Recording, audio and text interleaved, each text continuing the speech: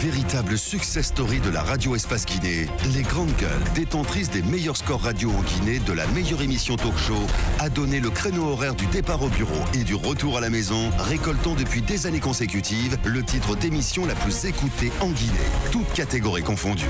Un grand total de plus de 5 millions d'auditeurs ont été fidèles au talk show Les GG, diffusé jour après jour sur toutes les stations du réseau Adafo Média de 9h à 10h30, un exploit qui restera longtemps dans les annales de la bande FM en Guinée. On vient évidemment à cette marche blanche, voilà, organisée par les femmes de l'opposition guinéenne. On va essayer d'appeler Madame Diallo dans un instant, évidemment, Madame Ba plutôt, qui va intervenir dans un instant sur notre antenne. On va continuer à Bakar avec cette marche blanche. Oui, qui est partie de Concasseur, qui se déroule en ce moment, selon nos informations, et qui va donc avoir comme point de chute le rond-point de Koza. Ce sont les femmes de l'opposition qui ont décidé d'organiser cette marche blanche, comme son nom l'indique bien. C'est une marche pour s'indigner d'une situation. Donc elle est totalement pacifique, à mon avis. Donc elle va être encadrée et tout devrait se dérouler correctement, en tout cas dans le cadre de cette marche. On ne peut pas s'imaginer qu'il y ait de la violence. Moi, je pense que les autorités, les forces de l'ordre et les forces de sécurité devraient être vraiment là pour encadrer cette marche et pour qu'elle se déroule jusqu'au bout dans les meilleures conditions. Bien. Maintenant, l'objectif, c'est de dénoncer. Et on va forcément poser la question à notre interlocutrice. Voilà, Madame Ba, Memouna Diallo, bonjour. Bonjour, Madame Ba. Bonjour. Bienvenue dans les grandes gueules marche blanche des femmes de l'opposition républicaine, des femmes de l'opposition peut-être on va dire tout court. Pour quel objectif vous organisez cette marche? Bon, nous organisons cette marche blanche, que nous appelons blanche aujourd'hui, pour tout d'abord accompagner les mères de toutes les victimes dans leur deuil si douloureux. Et ensuite, parce que nous, femmes, mères, source de toute vie, condamnons avec notre dernière énergie ceux qui ont tué nos enfants. Nous nous opposons farouchement à ce régime dont les forces de l'ordre tuent avec des armes de combat les citoyens qu'elles ont la mission sacrée de défendre normalement. Et figurez-vous, depuis 2010, c'est-à-dire depuis que M. Alpha Condé est au pouvoir, nous avons enterré la 90e victime le lundi dernier. Et ces victimes n'ont bénéficié aucune enquête, aucune compassion de la part même des autorités locales des quartiers où ils ont été tués. Et nous avons compris aussi que ces tueries ont été faites avec l'intention de tuer. Parce que si je prends l'exemple de ceux qui ont été tués pendant ces élections, pendant le post-électoral, il y a eu, par exemple, une personne qui a été tuée à la Carrière. Cette personne a été fauchée par le pick-up de la gendarmerie. Il n'est pas mort. Il a relevé la tête. Ils l'ont donné un coup pour l'assommer et l'abandonner dans la rue. Il y a un autre qu'ils ont tiré. Ils l'ont tiré sur lui, monsieur Shérif. Ils l'ont tiré dessus. Il a relevé la tête parce qu'il n'était pas mort. Ils l'ont donné un deuxième coup pour qu'il meure. Et il l'a abandonné là dans la rue. Et toutes ces personnes, figurez-vous, personne n'a été tué dans la rue en train de manifester. C'est après les manifestations, ils prennent leur pick-up, ils rentrent dans les quartiers, ils bouleversent tout sur leur route, ils violent les concessions, ils violent les femmes, ils renversent les marmites, ils tuent sans remords et ils continuent leur route comme s'ils sont en terrain conquis. Nous pensons que ce pays a un gouvernement, ce pays a un président. Donc nous souhaitons que ça s'arrête. Parce qu'on a compris, avec la mort malheureuse du gendarme, tout récemment, que ce gouvernement est capable quand même de compassion. Parce que vous avez vu tout l'arsenal qu'ils ont déployé pour aller dans cette famille. Comment ils ont enterré ce monsieur. Lundi, on a enterré notre dernière victime.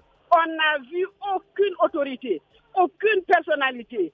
Encore, personne n'est venu compatir avec nous, nous accompagner, enterrer ces gens. Est-ce que ces enfants ne sont pas des Guinéens? Est-ce que ces enfants n'ont pas comme président M. Alpha Condé? Alors où on va, monsieur? C'est le cri de cœur des femmes. c'est le cri de cœur de toutes les femmes, source de toute vie.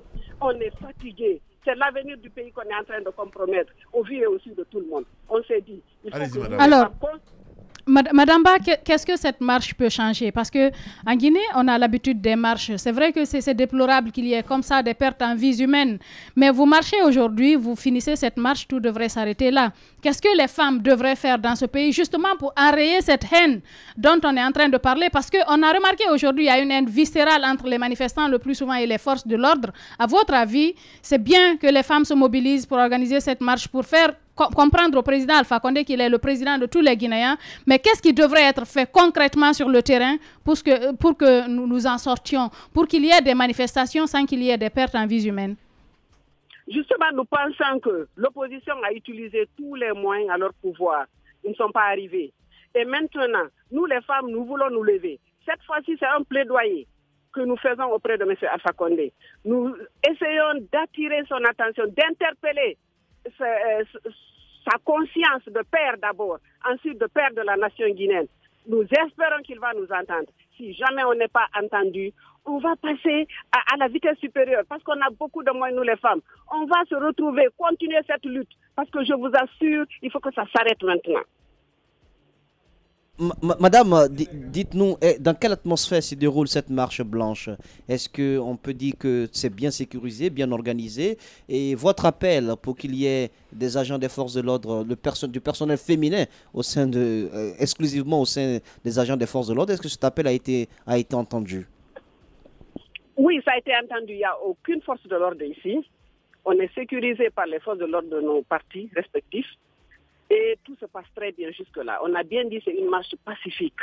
On est habillé tout en blanc et on marche calmement avec des pancartes qui passent nos messages. Et arrivé à Bambeto, on va faire un petit meeting où chaque parti va parler au nom de son parti. Les mamans des victimes, une représentante, elles vont parler, et histoire de passer notre message, histoire d'interpeller Alpha Condé devant ses responsabilités. Madame Ba Memouna Diallo, merci beaucoup en tout cas d'avoir accepté notre invitation ce matin. Merci beaucoup, c'est à moi de vous remercier. Au revoir. Politiciens véreux, fonctionnaires corrompus, promoteurs immobiliers voyous, justice passive. La Guinée devient-elle mafieuse?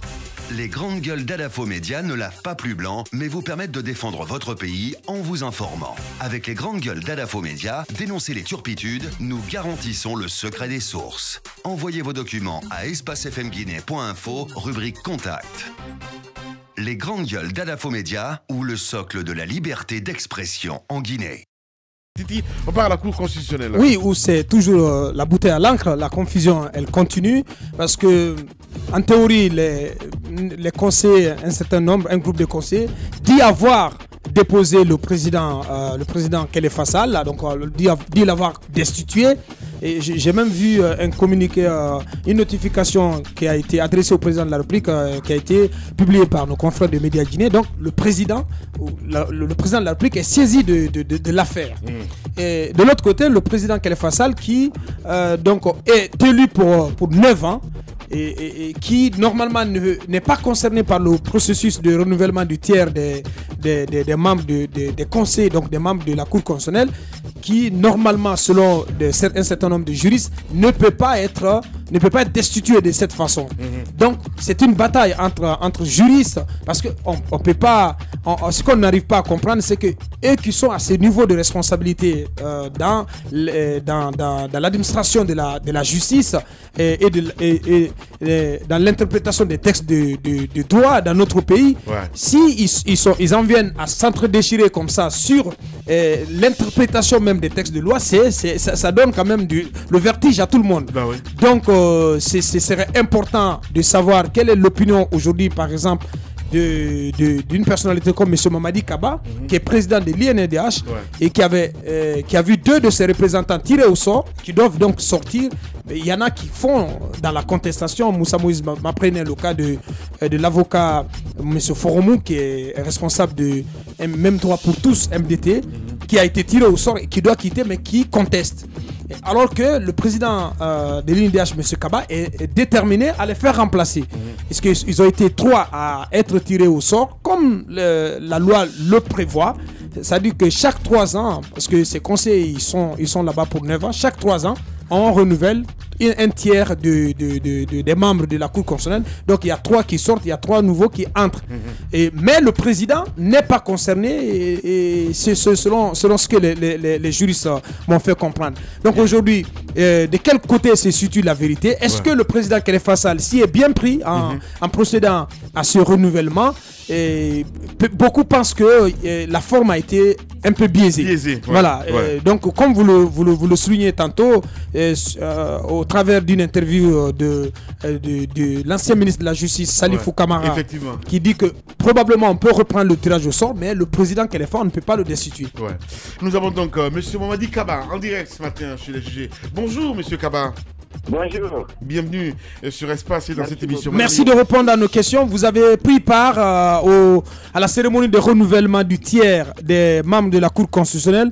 Dites-nous, pour commencer, qu'est-ce qui a motivé votre présence à cette cérémonie, une cérémonie qui, selon nos informations, a été boudée par le gouvernement et par la présidence. Pourquoi vous, en tant que président de l'institution, vous avez cru devoir prendre part à cette cérémonie? Nous avons pris part à cette cérémonie parce que c'était vraiment légal et c'est comme ça que c'est prévu dans la Constitution. Nous avons jugé que les réclamations qui étaient en cours n'étaient pas conformes à la Constitution. Il faut que dans notre pays, on apprenne quand même à respecter notre Constitution. Toute disposition qui n'est pas conforme à la Constitution doit être abandonnée. La Constitution prévoit que les membres de la Cour soient renouvelés au tiers chaque 3 ans. Ça veut dire 3 membres quittent l'institution chaque 3 ans pour être remplacés comme ceux qui sortent avaient été nommés. Et le président est nommé pour 9 ans, non renouvelables, mais le président ne fait pas partie des personnes à tirer au sort. Donc si maintenant certains exigent que le président fasse partie des personnes à tirer au sort, cela va biaiser toute la procédure. Ce n'est pas du tout l'esprit dans lequel la chose a été agencée de cette façon. Donc, la légalité étant du côté de M. Khalifa Sall, nous avons cru devoir honorer de notre présence la cérémonie pour montrer que nous sommes du côté de la légalité. Et nous soutenons la démarche. Nous allons, dans les jours et semaines à venir, procéder au remplacement de nos 2 membres qui ont été tirés au sort. Et nous invitons les autres institutions, les autres organisations qui sont concernées de la même manière à agir conformément à la loi pour remplacer leurs représentants au sein de la Cour constitutionnelle. Justement, nous n'allons pas laisser les gens et l'institution s'écrouler. Il faut que tout le monde se mobilise pour que cette institution reste forte. Parce que si l'institution, avec ce que je suis en train de voir, si l'institution nous amène aux élections législatives avec une situation comme ça, soyez sûr qu'on n'échappera pas au pire, comme on a toujours échappé. C'est cette crainte-là qui nous amène à travailler, à faire en sorte que l'institution soit plus forte, qu'elle donne une nouvelle image. Vous savez, en 2015, les principaux partis d'opposition ont refusé de saisir la Cour pour dire que la Cour n'était pas à leurs yeux crédible. Donc, il faut que cette image-là change, que l'institution projette une autre image, qu'elle se montre respectueuse de la Constitution et des lois de la République, même quand ces lois-là sont contre eux-mêmes leurs propres intérêts. C'est ça qui leur donne la légitimité d'arbitrer quand la loi est contre d'autres personnes. Quand il y a des troubles dans les institutions, c'est eux qui arbitrent. Alors il faut qu'eux-mêmes soient exemplaires, qu'ils se soumettent à la loi, qu'ils mettent les intérêts de la nation au-dessus de leurs intérêts partisans. Monsieur Kaba, je vais en placer 2. Il y a eu des signes avant-coureurs de l'épée de Damoclès qui pesait donc sur la tête de Khalifa Sall, donc président de la Cour constitutionnelle, il y a un peu longtemps, depuis en tout cas la prestation de serment du chef de l'État où il a tenu ce discours en parlant des sirènes révisionnistes. beaucoup d'observateurs ont affirmé que M. Khalifa Sall, ses jours étaient comptés donc à la tête de cette Cour constitutionnelle. Est-ce que, au regard de ce qui se passe maintenant, parce qu'il s'agit quand même de 8 conseillers qui demanderaient à ce qu'il soit destitué, est-ce qu'on peut dire que la cabale est en train de prendre forme? Et la deuxième question, c'est vous concernant, l'une des personnes tirées au sort, je pense Maître Foromo, conteste même votre légalité. Il affirme que votre mandat est arrivé à échéance, donc à la tête de l'INDH, et donc qu'il serait difficile pour vous-même de représenter l'institution au niveau de la Cour constitutionnelle lors du tirage au sort. Non, Maître Foromo n'a pas été tiré au sort. Maître Foromo ne fait pas partie de la Cour constitutionnelle. C'est Maître Tidiane Kaba et Ali Diaby qui font partie de la Cour constitutionnelle au nom de l'institution. Je suis très surpris par ces propos, surtout que ça vient des juristes.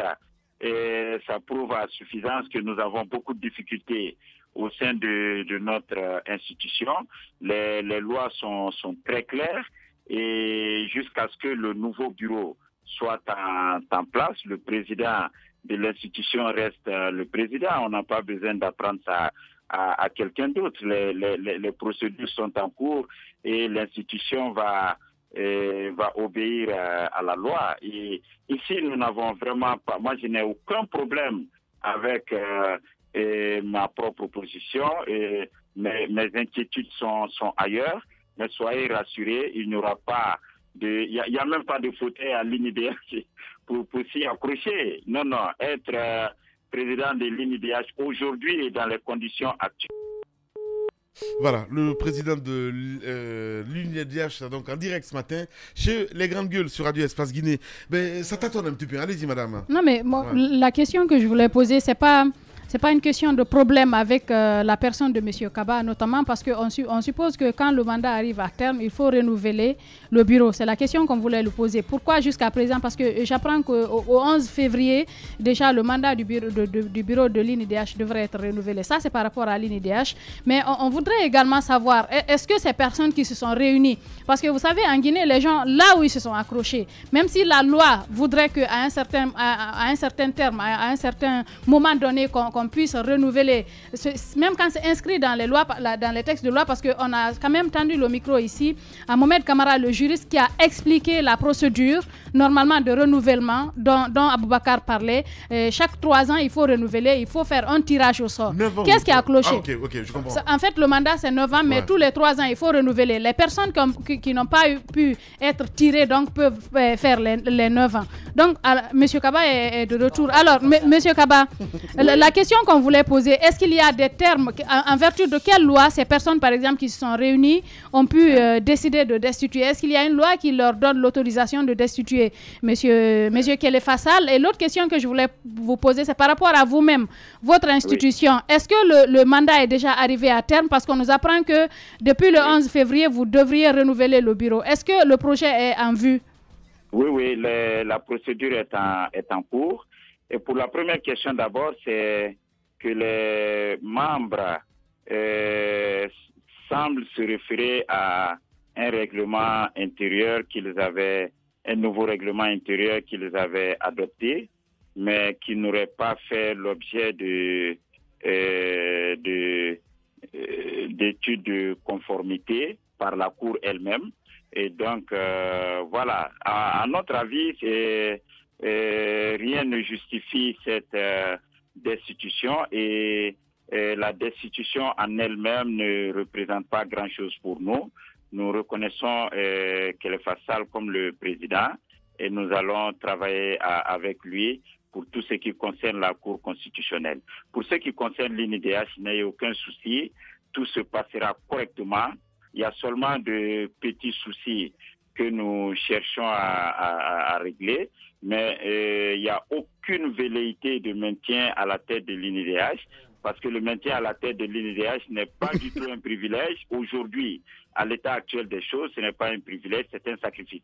Et bien. Donc, il y aura donc, en définitive, en cours, et dans peu de temps, dans très peu de temps, les choses vont revenir à la norme. Ouais. Mais la loi est très claire. Hein, la loi est les grandes gueules.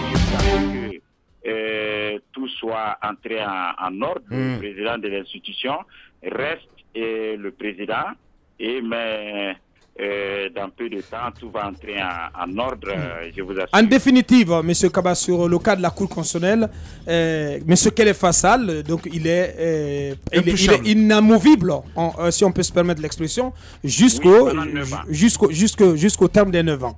Oui. Donc cette déclaration selon laquelle il a été destitué est donc nulle et de nul effet. Elle n'est pas valable et elle ne représente rien du tout. Que le Fassal reste et demeure le président de la Cour constitutionnelle et toutes les institutions doivent continuer de travailler avec lui. Donc que le Fassal survivra aux sirènes révisionnistes au sein même de la Cour constitutionnelle. Exactement. Voilà, il ne reste plus qu'à vous remercier. Merci beaucoup à M. Kaba Mamadi, en tout cas d'avoir répondu à des questions ce matin. Pense bête peut-être, Titi. Pense bête parce que moi je veux qu'on chasse les fous de nos maisons, les fous de nos quartiers, les fous de nos villes, parce que l'innommable s'est produit du côté de Lansana Barrage. Vous savez, il y a eu l'horreur au lendemain de ce qu'on a découvert avec le jeune Bouba en Côte d'Ivoire. Mais ce qui s'est passé, j'ai regardé à la télé hier, ça a arraché des larmes à tout le monde. Ce qui s'est passé à Lansana avec ce fou furieux mais c'est pas possible. Moi j'estime que si la famille était déjà au courant que le monsieur avait il lui manquait des cases, mais il appartenait à la famille de prendre ses responsabilités. D'autant plus qu'on nous apprend, nos reporters nous disent qu'il avait déjà tenté avec une arme blanche il avait tenté de poignarder 3 membres de sa famille. Il les aurait même blessés. Alors donc la responsabilité première c'est de la famille d'abord. Ensuite, c'est pas possible. Il a arraché la tête du jeune. Moi je ne peux pas imaginer cela. Qu'on dise qu'il prenait de la fumée, qu'il fumait, je sais pas, crack, croc ou marijuana, je sais pas moi, mais c'est pas une raison de garder chez soi une telle personne. C'est un démon qui agit. C'est un démon. C'est pas possible. Je voulais juste terminer. En pareille circonstance, quand vous arrêtez la personne, elle ne peut pas être, sur le plan de la justice, elle ne peut pas être prise comme responsable de ses actes parce qu'elle est mentalement instable.